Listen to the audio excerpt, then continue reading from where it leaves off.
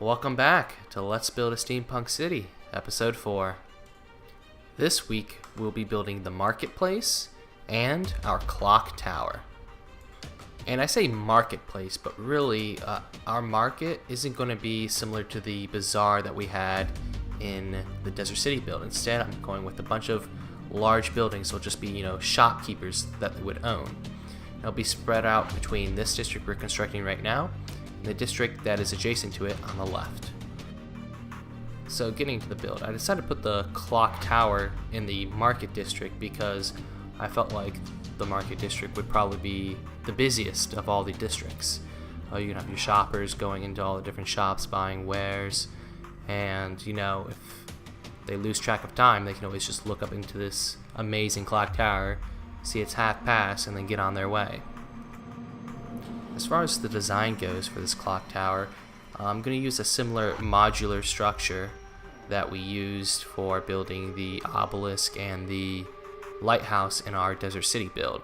There's going to be a short, fat chunk, then a middle skinny bit, and then the top bit is going to be where the face of the clock and roof is.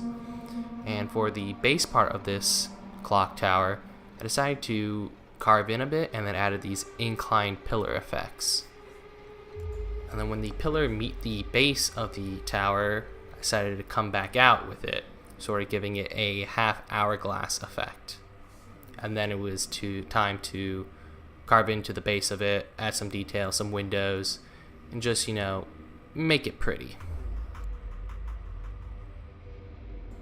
And since this clock tower is going to be the same on all four sides, I'm only going to be showing me building one side, and then I will go ahead and copy and paste that one side to all of the other remaining three sides, just to cut down on time.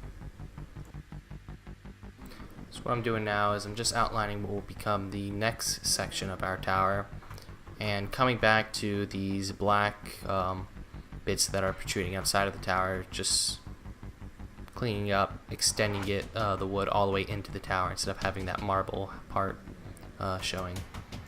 And then I want to ask you guys a question.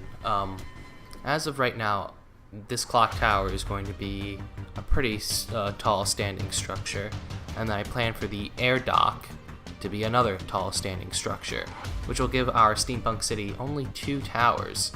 Would you guys like to see some more towers in the build, or is 2 enough for a Steampunk City? And if you do want to see some more, what kind of ideas would you like to see? I'm kind of out of ideas as far as what kind of tall structured building besides a clock tower and an airship tower would be in a Steampunk City. So you have something that matches the theme and you want to see it in the city? Drop it in the comments. So moving on to the second part of the tower, I again carve in like I did on the first part, but instead of going for those inclined pillars, we're going for a more traditional straight column effect. Now it was tricky because I did not want to copy the columns from the Desert City build and just reuse them and be like, oh, well, this is just the same build, just a different color. I wanted to go for some variation, which I think I achieved with these columns.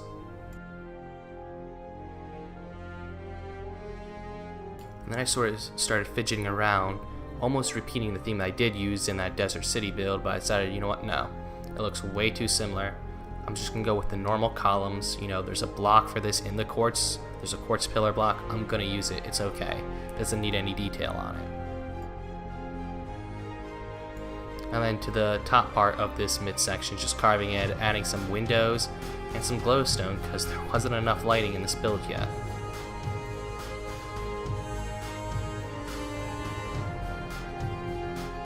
And then in between the columns, just like the lower part, added some arches.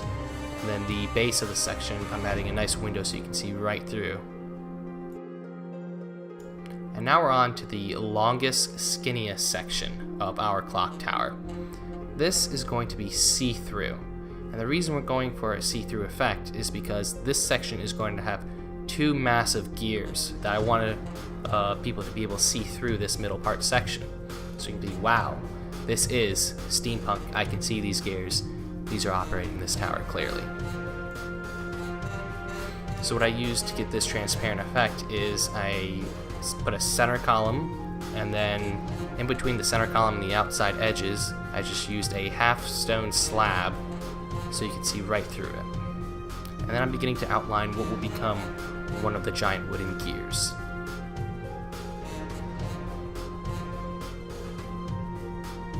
It was really hard to get that sort of notched effect on a gear of this size. It was much easier to do on those smaller gears on the factories because it just was one stair that pretty much gained that effect. But on something that was 26 wide like this gear was, I had these giant notches, as you can see.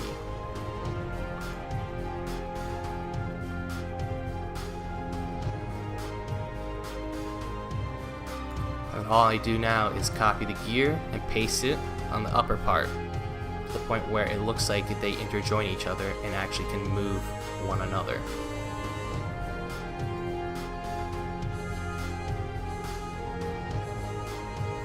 Moving on to the side, all the sides are symmetrical except for these two sides that house the gears.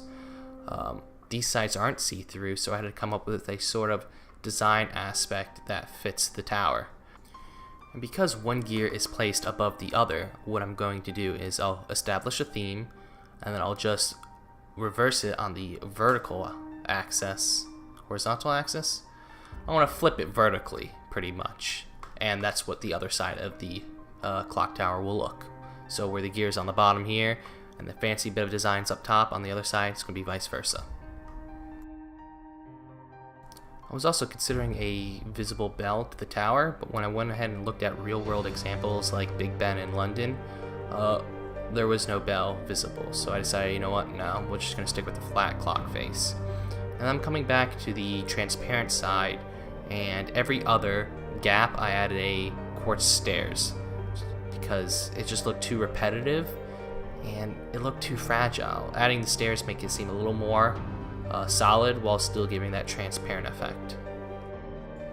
And now we're on to the final top bit of the clock tower where we're designing the face of the tower. Little suggestion, some advice that I had to learn the hard way. It's a lot harder trying to figure out a design pattern for a tower or a build that peaks with 2 as opposed to 1.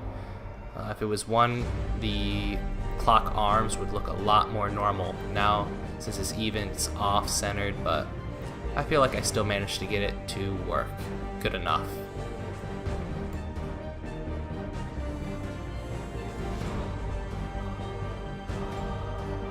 Now we're moving on to the roof of the clock tower. The roof's not going to have a flat face just because it didn't really make sense unless I had a bell. I guess that's where I could have put it. But the roofs, just like the factories, are going to eventually get steeper and steeper as you go up towards the center. And that's a theme I'm going to end up repeating in pretty much every building that has a wooden roof in this city. So I went ahead and finished up some other minor detailing that was here and there on the clock tower, and then moved on to what will become the first of the shops in the market district.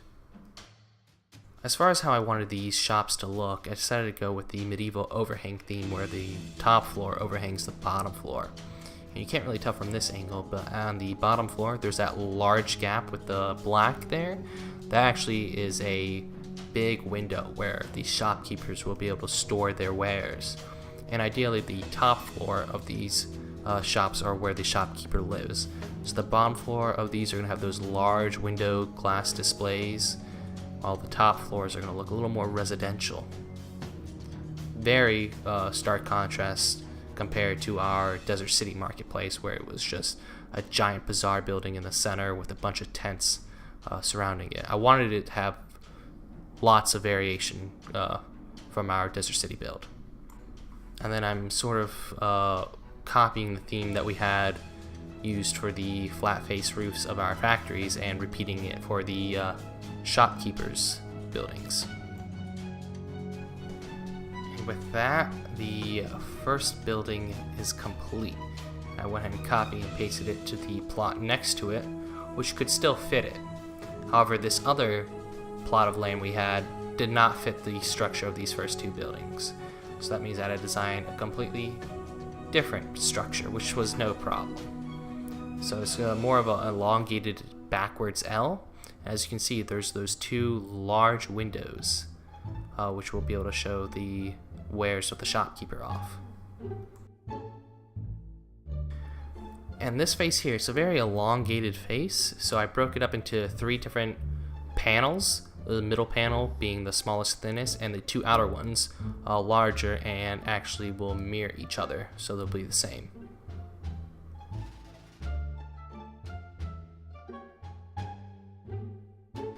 Now because this side isn't as wide as the other one, I wasn't able to fit a display case, but I thought, you know what, it's okay. The other side has 2 display cases. I'm okay with just going with a normal window on this side. And then it was time for the last bit of the building, the roof. This roof, however, is far from normal because it is an L-shaped roof, and I still wanted those flat bases on either side of the build. That means the wider side of the build, the roof is going to peak at a lot higher height as opposed to the other side of the roof, which gives it, a bit of variation in the build, which is good compared to the other buildings. You want the buildings to sort of stand out, not look completely the same, even though I copied one of them. And I just continue the theme with having the outside of the roof crowned in that quartz blocks, and the face of it being that dark wood. And with that, we have finished our build. As we pan by our factories that we built last week, you can see our market district in the background. I feel like the goal was achieved of making a steampunk clock tower. As you can clearly tell, this looks steampunky. As for next week, we will be heading over to the adjacent district to add some more shops in and build the castle, which will be where all of our guards stay and will act as the bastion of defense. See you guys next week. Bye.